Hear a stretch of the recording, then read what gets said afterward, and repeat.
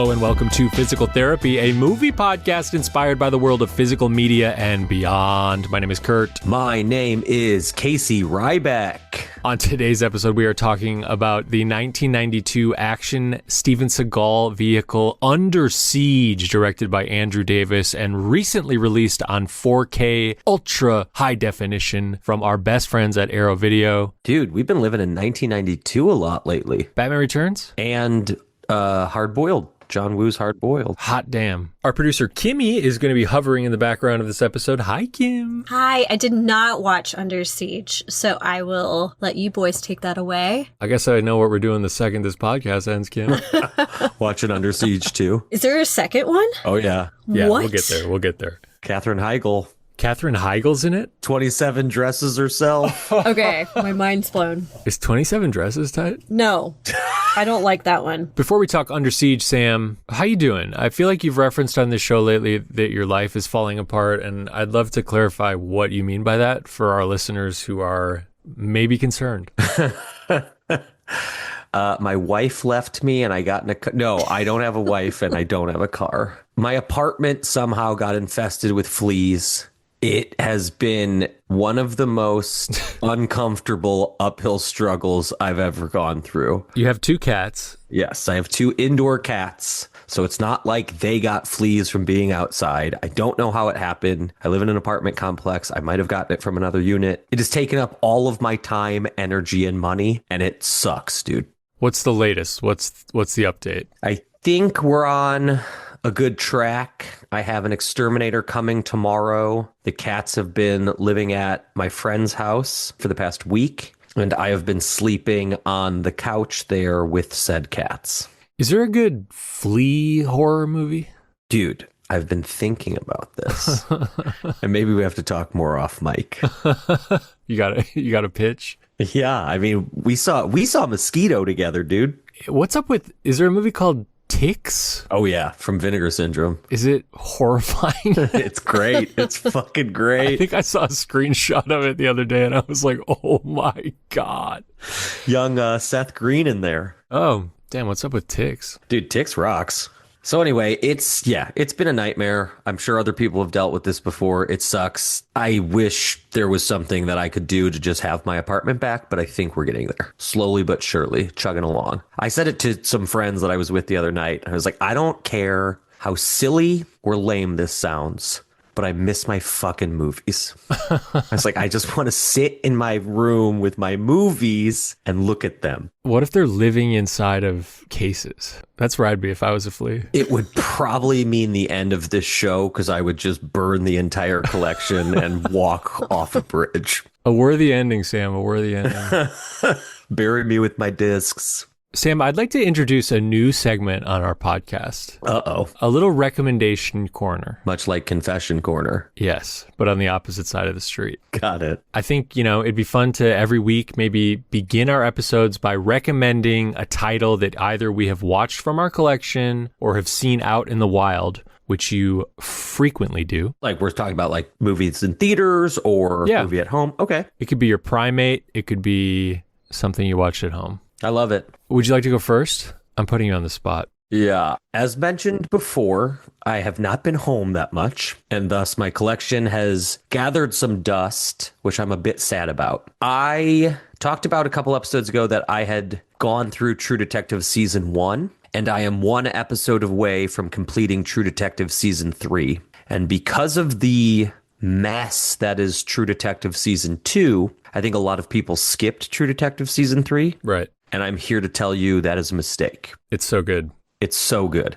And the relationship between Mahershala Ali and Stephen Dorff, incredible, dude. I find both of them to be acting on an entirely different level than I had seen from them before in this show. And I think it's just incredible. I mean, Mahershala Ali plays like an old man in it. Much like True Detective Season 1, there's 3 different timelines happening. Right. So there's 1980, 1990, and 2015. Wow. Really good stuff. Yeah.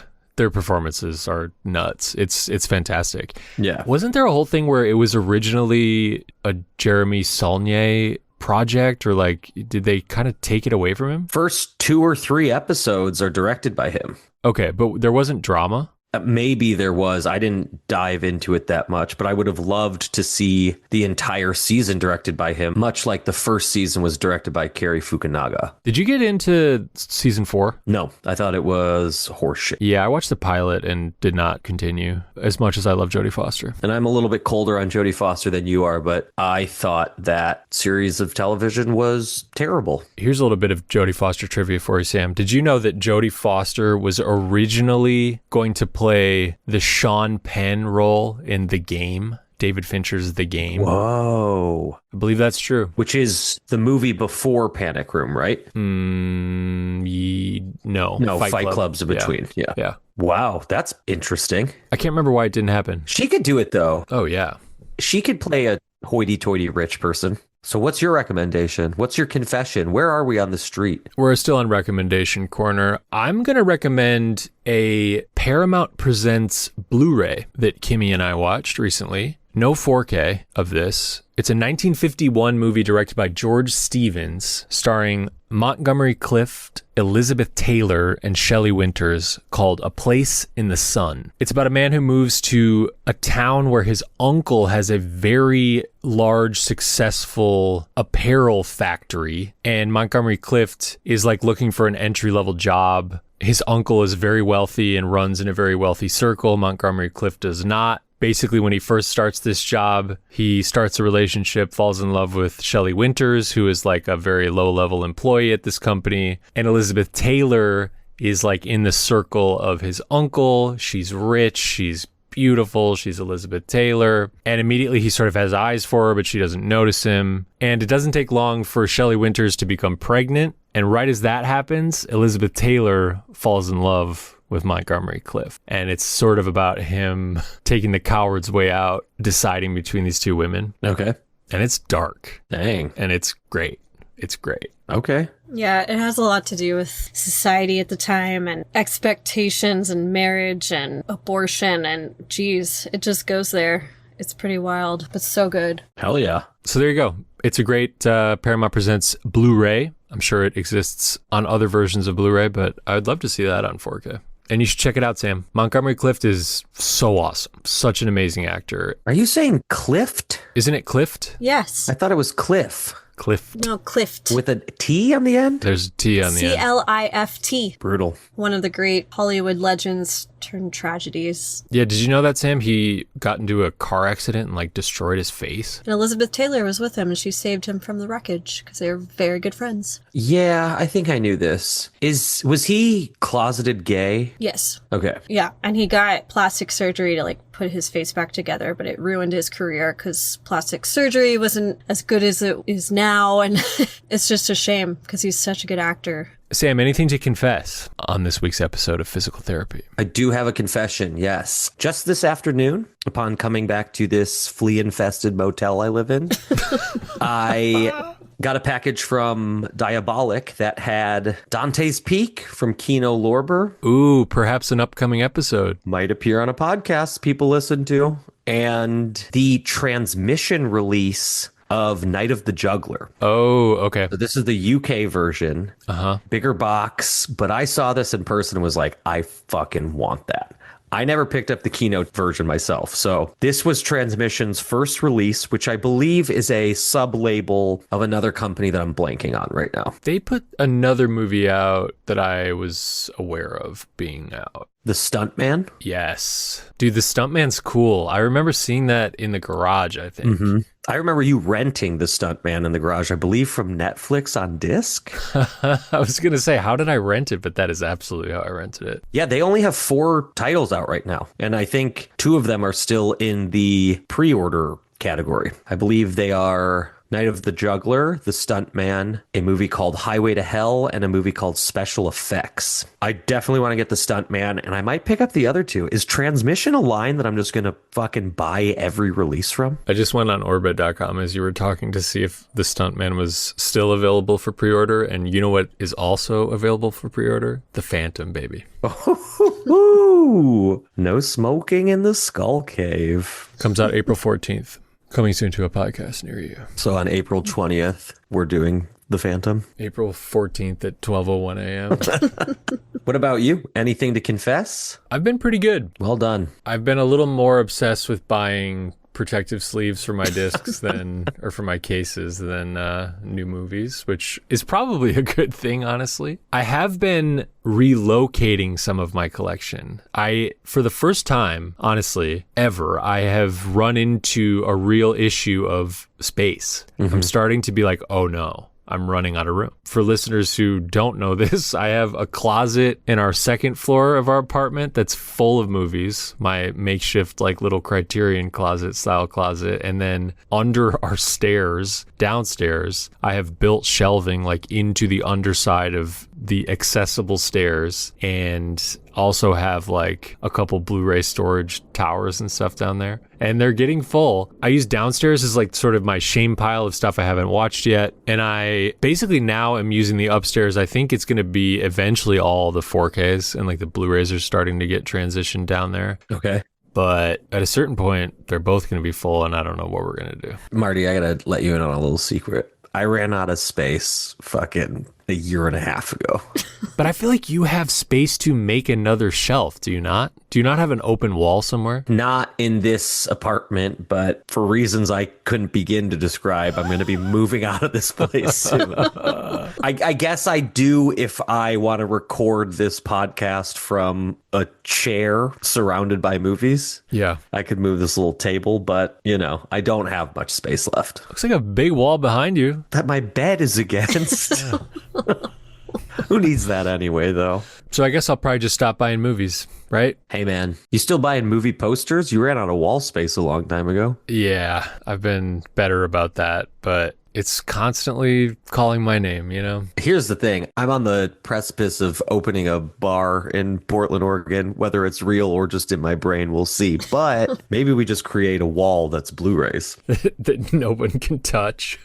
It'll be behind the bar so the bartender can pull a movie out and put it on. Okay. He'll still have a problem with that. This is a terrible idea. It's just going to be all of the doubles of movies that we have bought. That you've bought and forgot about. Oh, no. I mean, that could be the bar name. Oh, no. Oh, no. The shame pile? Ooh, the shame pile. That's pretty cool. The shame pile. Yeah. Okay, so Kurt, 1992's Under Siege. Have you seen this movie? Jury's out. Okay. I definitely had a relationship with this movie when I was a kid, but I saw Under Siege 2 first. Okay. I have so many questions about Under Siege 2, which is not what we're here to talk about. I think maybe I have seen Under Siege 2, which takes place on a train. Yep. Which is a prequel to Under Siege. I don't think so. I think it is. Oh, shit. According to Wikipedia, I'm pretty sure it is. So it's like when he's still a Navy SEAL and not just I believe so. a lowly cook. I believe so. As he quotes. But isn't he so much older in the prequel? It's not a prequel, it's a sequel. Sorry. Oh my god. I do have a lot of questions about Under Siege 2, Sam. Mostly, is it tight? And also, this one has like a big cameo in it right at the beginning. Is Kurt Russell in Under Siege 2, or is that a different movie? Oh my god, dude, you are all over the map. You are thinking of a different movie. That's Executive Decision? Yes. And the cameo is switched. Wait a minute. Kurt Russell is the lead of Executive Decision. Who's the cameo? Seagal. Oh, okay. Yeah. Wires are crossed. Yeah. Is Under Siege 2 tight? From what I can remember, without a doubt. But I definitely saw it for the last time when I was probably 5 or 6. Oh, shit. Okay. Under Siege 1 is 1992. It's directed by Andrew Davis, who maybe is The greatest filmmaker no one talks about. MVP of the podcast. Is Yeah. Chuck Russell about to get dethroned by Oh my god, Andrew Chuck. Davis? And Jan de Bont. Oh, shit. Oh my god. Jan's been out for a while though, dog. The Haunting really fucking threw Jan under the bus. Kim, you want to talk about The Haunting? No. Andrew Davis, of course, directed The Fugitive, as well as A Perfect Murder, which is the first movie Kimberly and I watched the moment we got engaged, and The Guardian. The Guardian, a favorite of my mother's. My mom called me the other day and she was like, I ran out of things to watch and I didn't know what to watch. And then I found a CD 4-quadrant, you know what I mean? Like a CD book. Yeah. It has like 4 on each page that she forgot she had, which was full of Blu-rays and DVDs that the cases had been thrown away. Was this like your dad thing that she stumbled upon? I believe so. Sure. And she opened it up and she was like, there's so many things in there, like The Guardian. I was like, Sam loves The Guardian. I've never seen it. You know what else he directed? Actually, I'm going to make it my wish, so never mind. There's also another big one, though, isn't there? If it's my wish, dude, I'm going to... Oh... Yeah, he did this movie. His first movie is this great 80s backwoods slasher called The Final Terror. Is it a Corman movie? I think so. Yeah, I think he comes from that school, Roger Corman. And it's great. Early Joey Pants. Okay. You know, creepy, just as I said earlier, backwoods slasher. It's really cool. So in Under Siege, Steven Seagal plays a former Navy SEAL who has been essentially demoted to be a cook on a battleship. But when the movie opens up, we're not totally sure that he isn't just a cook. Also, the other movie that Andrew Davis directed is Collateral fucking Damage. Oh, yeah. Did we do that on this show? Done on this show. Collateral Damage is pretty bad. Yeah, it's real bad. But so the movie opens up with a giant party being thrown on the USS Missouri. Casey Ryback is in charge of cooking this massive meal for the captain of the ship and all of his men. It is the captain's birthday, and the rest of the men on board are throwing a surprise party for the captain. Casey Ryback is Seagal's character, who is friends with the captain. They clearly get along. We come to find out later that he is a cook on this ship because he punched his commanding officer in the face after a mission went bad. After that commanding officer fucked up and didn't supply them enough intel or whatever for the mission to go smoothly. And yeah, Steven Seagal hits his commanding officer in the face, but this captain of the USS Missouri brings him onto the ship so he can finish out his military career unimpeded and, retire or whatever. The XO on the ship is played by Gary Busey. His name's Commander Krill. Dude, can we get a moment of respect for fucking Gary Busey? I get that he is like a fucking joke and a half now, but every time he pops up in a movie from this era, whether it's like 85 to 97, he's awesome in it. The bad guy in Lethal Weapon, the bad guy in Under Siege, the partner cop in Point Break, fucking Silver Bullet. This dude is awesome in every movie he pops up in. Here's a recommendation for the people at home. There is I believe originally it was an HBO movie called Surviving the Game. This movie is basically an adaptation of The Most Dangerous Game, the novella from the 20s, but it stars Ice-T, who plays an unhoused person who is brought to an island and hunted by rich-ass billionaires for sport. Among those rich-ass billionaires is Gary Busey. And Rutger Hauer? Rutger Hauer's in there too, yeah. Yeah. But Gary Busey at one point delivers a monologue about a dog named Prince Henry Stout that is among the finest moments of acting from the 90s. And this movie was put out on Blu-ray from Shout. Oh, I thought it was coming out. No, it came out a long time ago, years ago, on Blu-ray. Was a 4K teased at one point? I don't think so, but God willing. We digress, but if you're looking for any proof that Gary Busey is an absolute genius, Surviving the Game. And he's unhinged in this movie, dude. He hates Steven Seagal so much that he goes down to the galley. That's what they call kitchens on boats, right? I think so. So he goes down to the galley and he's like, hey, Ryback, you got to get the hell out of here. We're having a party and we don't want you to be part of it. And Ryback's like, hey, man, I'm just cooking, man. and then Busey. What does he want to make the captain? He keeps saying bouillon base. Bouillabaisse? Bouillabaisse, which is Kim, what's bouillabaisse? It's not a thing. Yes, it is. Yes, it is. What is it? It's like a shellfish stew. It's a French seafood stew. I don't believe you. Sorry, Sam. So he's making the captain a big old thing of bouillabaisse, and Gary Busey comes in, talks some shit, and hawks the nastiest loogie you've ever seen in your whole life into Seagal's bouillabaisse. Which leads to them getting in a fight. Great moment. Seagal punches him in the face, and then he punches two other guys in the face, and then Seagal's the one go, okay, let's break it up already. But it's awesome because he pushes Busey, who's a superior officer to him, and this other officer in the room during this confrontation is like, whoa, that's striking an officer. And Steven Seagal, go ahead, Sam, I can't do it. He goes, that isn't striking an officer. He whispers like everything, and he's kind of trying to be Cajun and like a Chicago Italian. It makes no sense, but he goes, that isn't striking an officer. This is striking an officer. And he punches Gary Busey in the face. Great line. Great line. And so he gets locked up, but not taken to the brig. And they kind of like pull a Shining and throw him into a walk-in cooler. Yes. That can only be accessed from the outside. It's guarded by a private, a very like sweet-faced young man who is one of the marshals from The Fugitive. Fucking ponytail from The Fugitive. Oh yeah, he does have a ponytail. And he gets fucking killed in U.S. Marshals. Damn, spoiler alert. Where's the fucking Kino of U.S. Marshals, dude? I think U.S. Marshals is bad. Not from my 11-year-old memory of getting to see that in the theater. I took my mom to see that movie for her birthday because we loved watching The Fugitive so much together at my house. Because you loved your mom, dude. And I love my mom.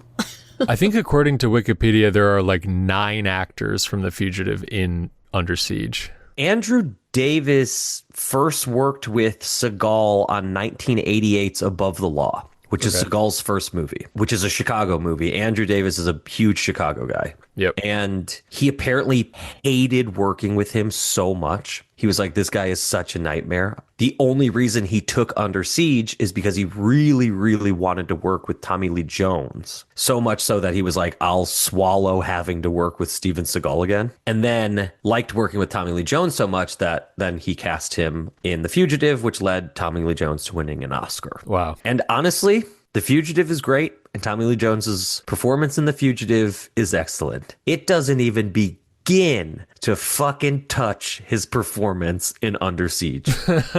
It's very much the prototype for Two-Face. Yeah. When he's walking through the boat, and he's like doing like the... Wait, well, let's introduce him. Okay.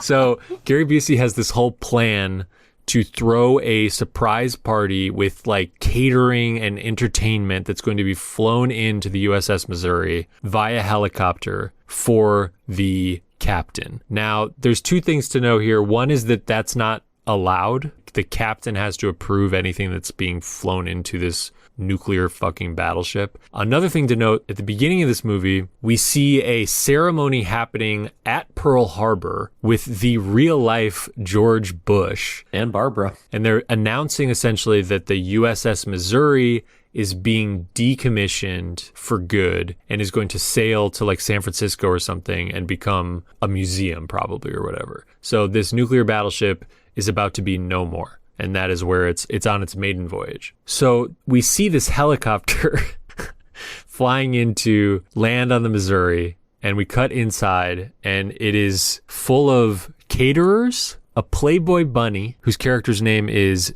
Jordan Tate, and a band. And who's the lead singer of the band, Sam? Tommy Lee Jones, who is sitting next to Jordan Tate. And I can't tell if he is asleep with like his head on her shoulder. He's got huge aviators on. Or he's just staring down her cleavage. Yeah. It's hard to tell. He's fired up. He's full of energy. He's wearing a bandana, a leather jacket with studs, and huge aviators. And like a blue tie-dye t-shirt. Yeah. And they land on the Missouri. Everybody on the ship is hooting and hollering for the Playboy bunny. And as you mentioned, Sam, Tommy Lee Jones is like moving through. As he gets off the helicopter, he's like moving through the hallways of the ship. He's like moving his arms as if they're like the gears on the front end of a train. And he's just making train noises as he like shimmies down the hall. He's very excited to be there. He keeps playing a harmonica. He keeps playing 2 notes on a harmonica. And Jordan Tate, the Playboy bunny, is supposed to pop out of a cake, like a big cake, at a certain point during this party, but she is feeling airsick, so she gets some pills to settle her stomach, goes into like a little makeshift green room, disappears for a while. Then there's a huge concert. Tommy Lee Jones is the front man of this band. During this concert, Gary Busey shows up Oh my God. dressed as a woman with like giant breasts and is performing for all of the naval officers who are hooting and hollering at him. It's an insane scene. He is also the second in command of this boat. Yeah. It's like, this is something you get some like private or whatever to do. It's crazy that it's Busey. It's wild. Apparently the studio insisted, they were so against this idea.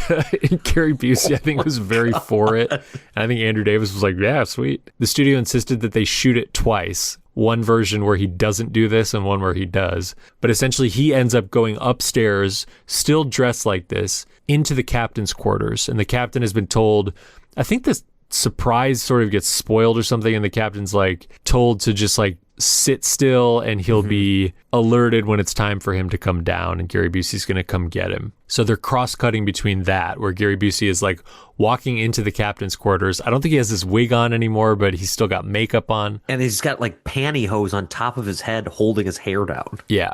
It's terrible drag. It's so funny. It's cross-cutting between him sort of knocking on the door and he's got someone escorting him up there to Tommy Lee Jones on stage. And Tommy Lee Jones sort of finishes a song and he gets on the microphone and he's like, hey, ho, quiet down, quiet down, quiet down. Who in this room is the senior most commanding officer? An officer in the back who's sitting at a table stands up, sort of like, oh, okay, what's this? You know, he's going to roast me or something. Yeah. And Tommy Lee Jones is like, make room, make room, make room. And he's clearing the crowd of all these privates and all these lower level officers or whatever. So he gets a good vantage point and he congratulates him on being the most senior officer in the room, pulls out a pistol, shoots him in the face. Fucking smokes him, dude. And then it cuts back upstairs. Gary Busey is with the captain of this ship, pulls out a pistol and says something like, the party's just getting started, executes the captain. Yep. And then at this point, all the caterers and the rest of the band, the people who we've seen on the helicopter already, pull out guns. They execute a couple soldiers to show that they mean business, and then they corral everybody else to a part of the ship that they start welding the doors shut. So basically they can go about their business and not get interfered with by anybody else. There's a real fucked up part where Tommy Lee Jones, that's like an immediate sort of like, oh shit. If you didn't already think he was a bad guy, there's a part where someone is sort of in line to go to this room where they're going to seal everybody away. One of the soldiers, the hostages, sort of resists. He tries to grab a guy's gun. Yeah. And that guy gets killed, but not by Tommy Lee Jones. And then Tommy Lee Jones takes a gun out and shoots just an innocent dude next to him.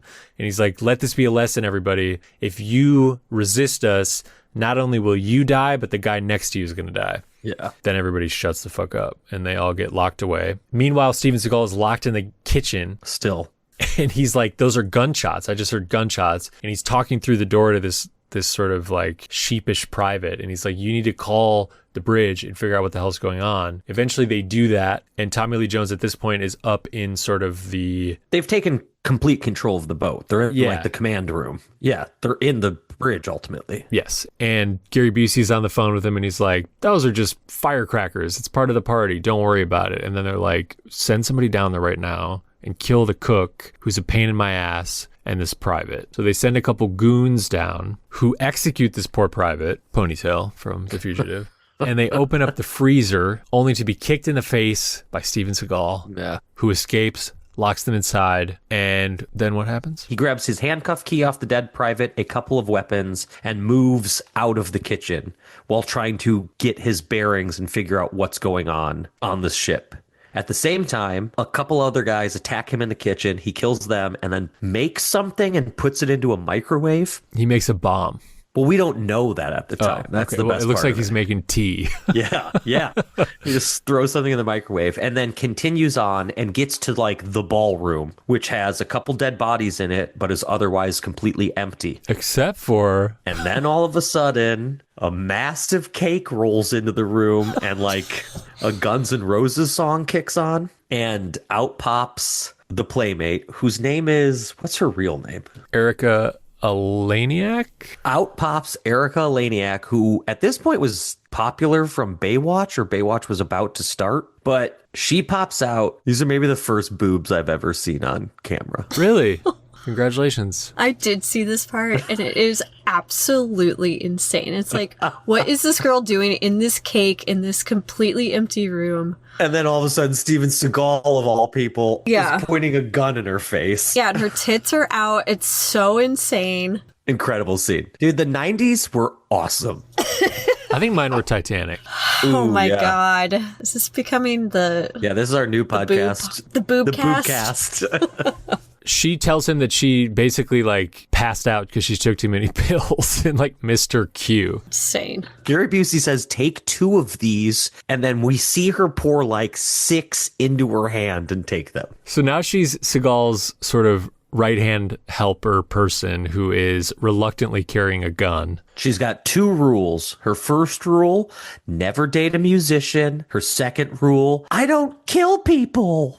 So, you know, we've seen this movie 1,000 times. Yeah. This is Die Hard on a boat. Yes. Now they are the only 2 survivors who are in charge of saving not only the ship, but we should say that they are taking over the ship because it is full of Tomahawk missiles. And we learn that Tommy Lee Jones is sort of a disillusioned former CIA operative who the government tried to assassinate and is now like, fuck you guys. I'm stealing these missiles. I'm trying to destroy, quote, normal American life to bring about the revolution. And there's this incredible scene when Tommy Lee Jones first gets on the phone with like the US government situation room, which looks almost exactly like the same situation room from Strangelove. Yeah. Very similar to The Rock, this scene. Oh my God, yes. And he breaks down what he wants and why he's doing this, and he's off on this crazy speech. You're like, this guy's, and there's a guy in the background at the situation room going,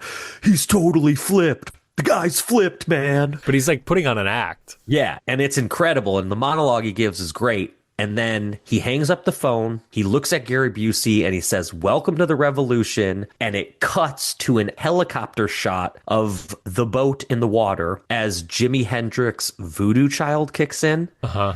And one of the things I wanted to highlight in this movie, you didn't get a lot of needle drops in 90s action movies. It's a lot of score. It's a lot of like building tension in that way. And the scores are great, but that needle drop sets this movie apart in my mind. The way that the guitar kicks in when they're showing what's going on the boat and everything else is just incredible, dude. It's like a perfect placement of a song, especially, you know, he's talking about revolution. You're taking a 60s black artist and laying their incredible guitar work over this. It's amazing. And it doesn't cut to like anybody listening to it. It's just a straight up needle drop. Yeah, it's really an excellent moment in this excellently silly movie.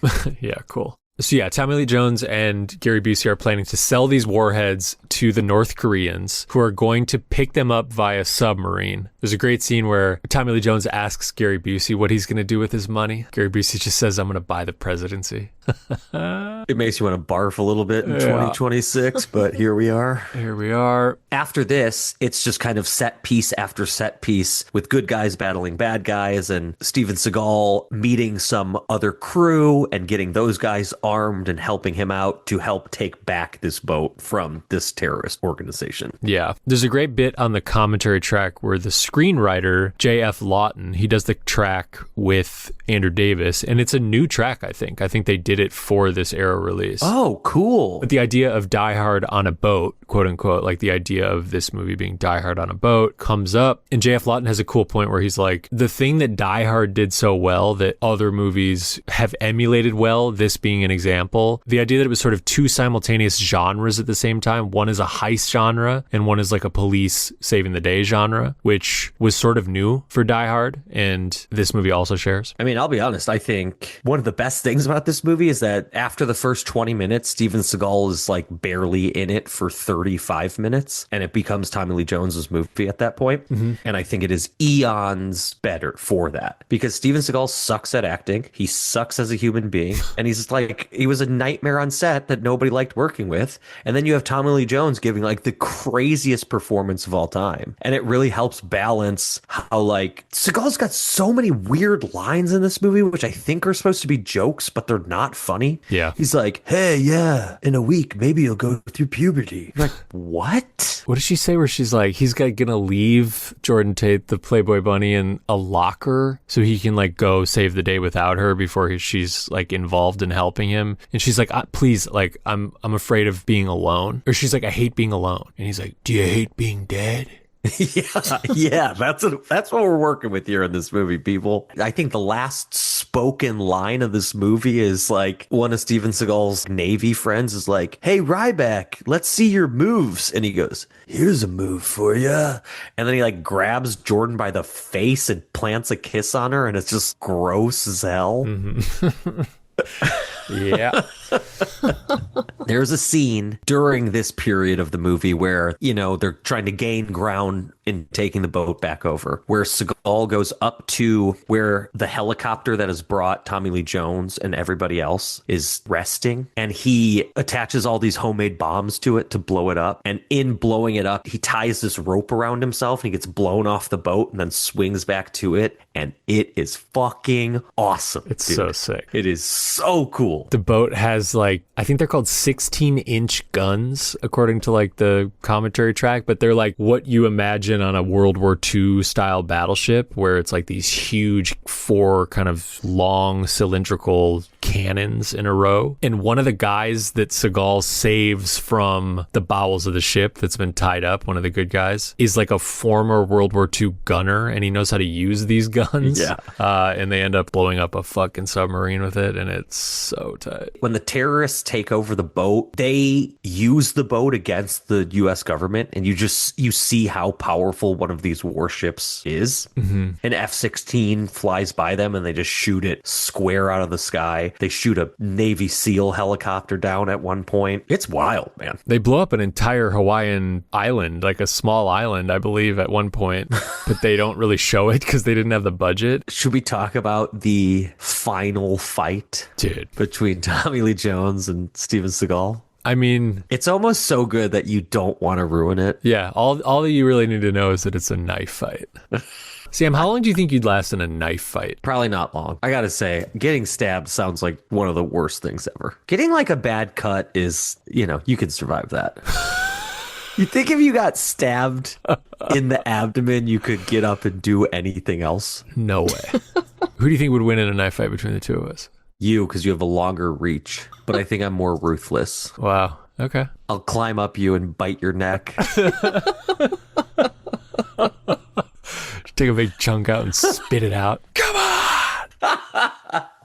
That's another thing we should talk about in this movie. At one point, Casey Ryback rips a guy's throat out. He pulls a roadhouse on this boat. It's wild, dude. Come on. We always love a throat rip. There are 3 movies I can think of off the top of my head with a throat rip. What's the third besides Roadhouse? Roadhouse, this, and then the 4th Rambo movie. Wow. Which I think is just called Rambo again. Not again, but it's just called that's Rambo. The first Rambo, right? Is that the only Rambo, officially? No, it goes First Blood, Rambo, First Blood Part 2, Rambo 3, and then Rambo. We're off the fucking rails here. Under Siege, 4K. Looks great. Kurt, I gotta say, because of my issues, I wasn't able to watch this 4K. I had to stream it, and I think Amazon Prime edited some of the last monologue out. Why? Right before Seagal and Tommy Lee Jones get in a knife fight, Tommy Lee Jones gives a little bit of a monologue about why he's like doing what he's doing, and I'm almost positive, but I think Prime edited that out. Wow. This is why we buy discs, people. This is a perfect example of why you should own your media. Sam, I'm really excited for you to get your setup back and for these fleas to move out of your 4K player. Holy crap, dude. You have no idea. When I was living in the garage, it rained a lot, like for like a week straight in LA. Like it never stopped raining. And I was out in the elements in the garage, and I had a printer, and that printer had like a scanning function. So you could like open a lid, you know, and put a document in or whatever. And you'd put the document on a glass screen, a glass plate, and you could see down into the printer, the mechanics. And after it had been raining, I needed to print something. I hit print, and the machine just made this noise of like and was like malfunctioning. I was like, what the fuck's going on here? That was a good printer. Thank you. And I looked over at this printer and like the gazelle in the Lion King running down that hill, ants started coming out of my printer, stampeding, thousands of ants. And I went inside because I was freaking out. I went inside and got our friend Joel, who was living in there. I just said, dude, I need your help. And Joel grabbed a fake musket off of the wall that we kept mounted above our fireplace and didn't say a word, just followed me out into the garage. And I pointed to the printer and I was like, there are ants coming out of this thing. And he walked over and I think with the musket, like tipped up this lid on the printer. I was like 10 feet behind him, like not getting any closer, squeamish. And I just remember him saying, Marty, I don't want you to see this. And then I was like, okay, well, I have to see this. And I went over and looked into this printer, which you could see inside of because of this glass screen. And it was like a terrarium. And it looked like the scene in Alien where they descend down into the giant room full of eggs. It was just full of larvae and ants. They had made a city. They had moved their entire population into my warm, safe printer during this rainstorm, which I think is what's happening inside of your 4K player right now. So. Dude, that would be so sad. Although, honestly, they could probably have that player. I hate that player. Yeah, it's time to upgrade. Oh my God.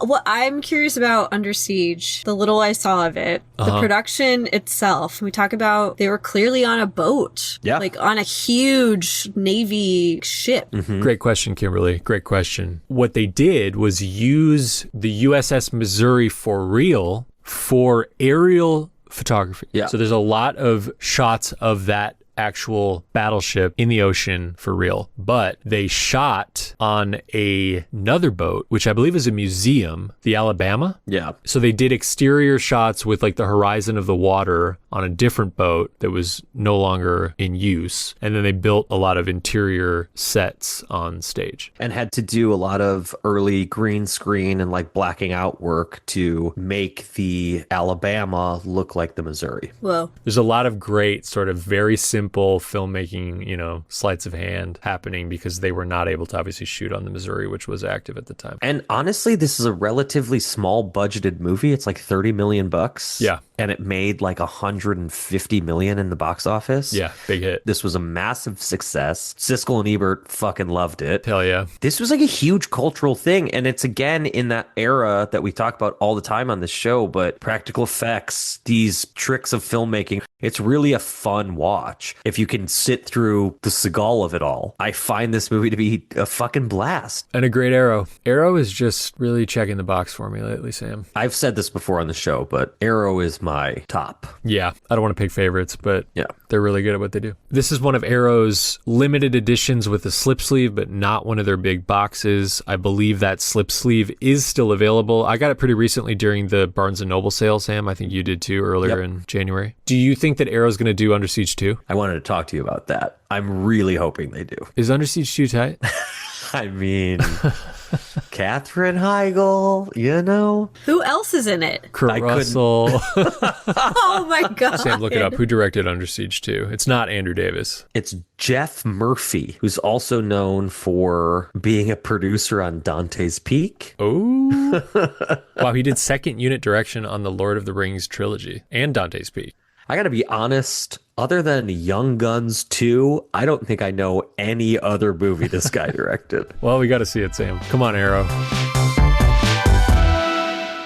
Okay, Sam, before we go, it is time to put wishes out into the physical media universe for titles on formats that do not yet exist. I have a feeling both of ours are going to be in Drew Davis movies.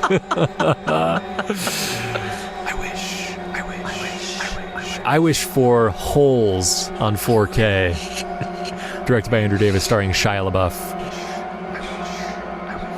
I wish for Above the Law from 1998, directed by Andrew Davis, starring Steven Seagal from Arrow Video. Not sure I've ever seen Holes. Wow, it's so good. I read the book as a child. What's his name? Stanley Yelnats? Yeah. Because it's just Stanley backwards? Yeah. Oh, dude, is Holes just like Tenet?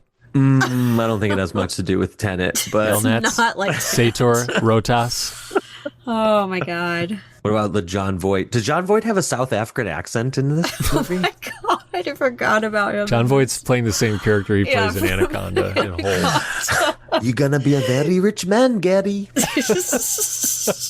Above the Law is a 1988 Andrew Davis Chicago movie where I believe Steven Seagal plays a Chicago cop. I've not seen it since I was a child, but I'm sure it's awesome and terrible. I mean, this is the movie that puts Seagal on the map. I'm so intrigued to see what his performance style is like in it. Is he a martial artist? Like, what is his deal? I think he was like a martial artist who maybe helped train people for movies and then somehow worked his way into movies. I feel like him and Van Damme are in the same zone, right? Seagal could never.